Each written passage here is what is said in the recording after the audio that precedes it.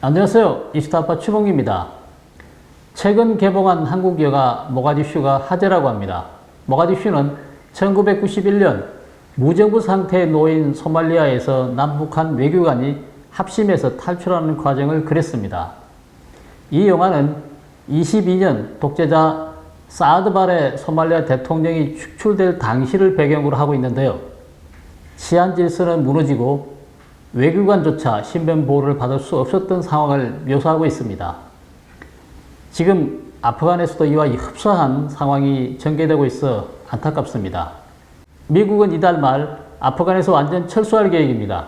그런데 아직도 미국인 등 세계 각국 사람들이 아프간에 남아있는 상태고, 또한 국외 탈출을 희망하는 수많은 아프간인들이 수도 카불 국제공항 인근 도로변에 모여서 구출을 애타게 기다리고 있습니다. 이런 상황에서 바이든 미 대통령이 아프간 철수에 잘못이 있었다고 시인하는 듯한 발언을 내놓았습니다.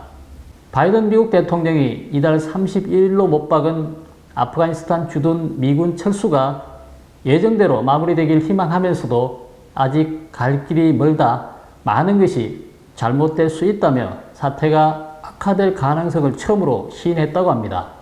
바이든 대통령은 현지 시각 22일 백악관 기자회견에서 백악관과 국방부 사이에 철수 작전을 31일 이후까지 잠재적으로 연장하는 방안에 관한 논의가 있었다고 말했습니다. 바이든 대통령은 또한 미국인을 남겨두고 군대를 먼저 철수시켰다는 비난 여론을 의식한 듯 최우선 순위는 미국인 대피라면서 사람들을 구출하기 위해 최대한 열심히 그리고 빠르게 일하고 있는데 그것이 우리의 임무이자 목표라고 강조했습니다. 현재 아프간에는 몇 안 되는 탈출로인 카불 공항은 수많은 사람이 몰려들면서 아수라장입니다. 미국은 철수 후에도 최소 수개월은 버틸 것으로 여겼던 아프간 정부가 탈레반이 본격적으로 공세를 시작한 지 11일 만에 무너지자 바이든 대통령은 친정인 민주당을 비롯해 정치권과 국제사회로부터 비난을 받고 있습니다. 바이든 대통령은 그동안 대국민 연설과 기자회견에서 아프간 철군 결정은 철회할 수 없는 일이고 옳은 결정임을 강조했습니다. 그러나 이날 처음으로 이번 일이 잘못될 수 있음을 시인하였죠. 다만 바이든 대통령은 이날 기자회견에서도 고통과 상실 없이 이 많은 사람을 대피시킬 방법은 없을 것이라며 비난 목소리를 애써 진화하려고 했습니다. 이어 탈레반이 승리를 선언하기 하루 전인 지난 14일부터 22일까지 미군은 2만 8천 명을 카불에서 탈출시켰다고 강조하기도 했습니다. 바이든 대통령이 집에 가고 싶은 미국인은 누구나 집에 갈 수 있다면서도 아직 갈 길이 멀고 많은 것이 틀어질 수 있다고 말한 것으로 보아 이는 결코 쉽지 않은 상황임을 짐작해야 합니다. 지난 한 주간 바이든 대통령과 행정부 관리들은 언론과 인터뷰나 기자회견에서 서로 손발이 맞지 않는 발언을 해 혼선을 빚기도 했습니다. 오스틴 미 국방장관은 22일 카불에 갇힌 미국인들이 탈레반과 힘든 접촉을 하고 있다고 말했습니다. 미국인들이 아프간 내부에서 카불 공항까지 이동하는 과정이 수월하지 않다는 것을 의미하는 것 같습니다. 반면 바이든 미 대통령은 이틀 전 기자들에게 미국 여권을 소지한 미국 사람들이 카불 공항까지 이동하는 과정에 겪는 상황을 파악하지 못하고 있다며 반대되는 발언을 했습니다. 기자회견에서도 현재 상황을 어느 정도 파악하고 있는지 말하지 않았습니다. 그러나 아프간 주재 미 대사관은 이날 성명을 통해 아프간 내 미국인들에게 위험할 수 있으니 당국의 별도 지침을 받지 않을 경우 카불 공항으로 이동하지 말라고 경고했습니다. 미 대사관은 아프간의 안보 상황이 급변하고 있으며 테러 단체가 이슬람 국가의 혼란한 상황을 틈타 무고한 사람들을 공격할 가능성이 크다고 말했습니다.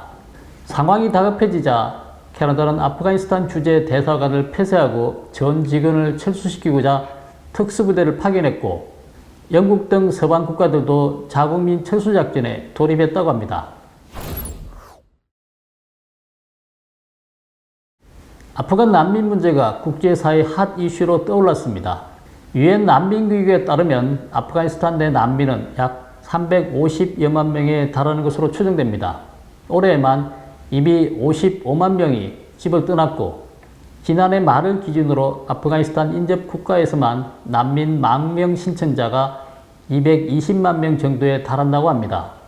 특히 지난해에는 아프가니스탄 난민 150만 명이 파키스탄 내 난민 신청을 했고 이란으로 넘어간 난민은 78만 명에 달한다고 합니다.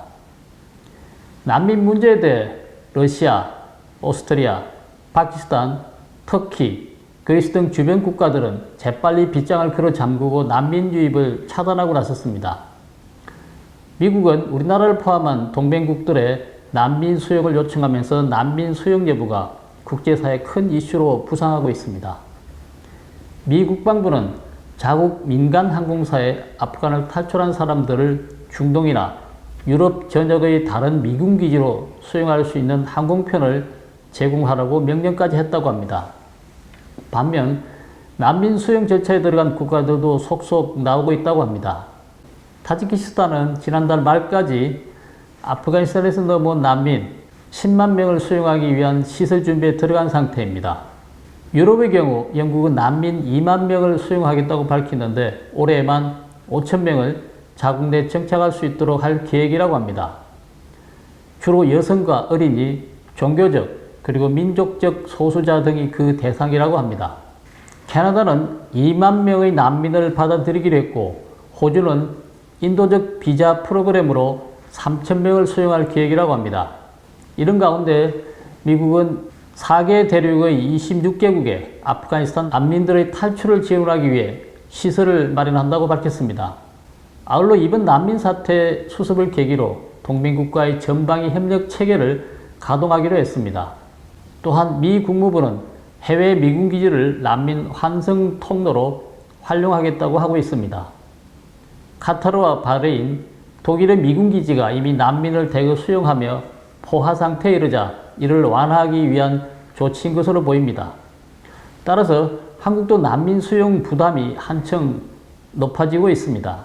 주한미군의 아프가니스탄 난민들 임시 숙소나 다른 지원을 제공하는 문제에 대해 정의용 외교부 장관은 23일 미국이 한국을 포함한 외국 미군 기지에 아프가니스탄 난민을 수용하는 방안을 검토하고 있다는 미 언론 보도와 관련해 아직 미국 측과 그런 협의가 진행되고 있지 않다고 밝혔습니다만 관계자의 발언을 종합하면 지리적 여건이나 현실성 등을 감안할 때 중동이나 유럽 내 미군 기지를 활용하는 방안이 유력해 보입니다. 이와 별도로 한국 정부에 협력한 아프가니스탄인 400여 명을 국내에 수용할 가능성도 검토하고 있는 것 같습니다. 정 장관은 그동안 정부가 20여 년간 상당한 금액의 원조도 하고 종합병원이나 여러 프로젝트를 진행했다며 그 과정에 참여하거나 도움을 준 아프간인이 상당수 있다고 했습니다. 이들 중 한국으로 이주를 희망하는 사람들을 안전하게 우리나라로 이동하는 방법에 대해서 정부도 여러 가지 고민을 하고 있다고 말했습니다. 초기 이들의 한국행을 반대하는 목소리가 컸지만 난민을 수용하자는 의견이 정치권과 시민단체를 중심으로 점차 힘을 얻어가고 있는 것 같습니다. 더불어민주당과 국민의힘 양당은 난민 인권을 고려한 원론적인 답변을 내놓을 뿐 직접적인 행동을 취하고 있지는 않습니다. 한국의 역할론이라는 명목으로 난민 수용에 앞장서기에는 아직 국민 정서가 불안정하기 때문인 것으로 보입니다. 난민인권센터가 지난 3월 발표한 국내 난민 현황 자료에 따르면 2020년 대한민국 난민 인정률은 0.4%에 그쳤다고 하는데 같은 시기 유럽 망명지원사무소가 공개한 유럽연합의 평균 난민 인정률 32%로 우리나라의 80배였다고 합니다. 또 유엔 난민기구가 발표한 2000년부터 2017년 OECD 37개 회원국 평균 난민 인정률에 따르면 한국의 인정률은 3.5%로 37개 회원국 중 35위로 최하위권에 속한다고 합니다. 난민 문제에 대해 일각에서는 적극 수용을, 다른 한편에서는 부정적인 기류가 흐르고 있는 게 사실입니다. 아프간 난민 수용권을 계기로 인류의 보편적 인권 문제에 대해 성찰과 한국 사회가 포용의 지평을 넓히는 계기가 되기를 바랍니다. 오늘 방송은 여기까지 하겠습니다. 구독, 댓글, 좋아요를 눌러주시고 지인들과 공유해 주시기 바랍니다. 감사합니다.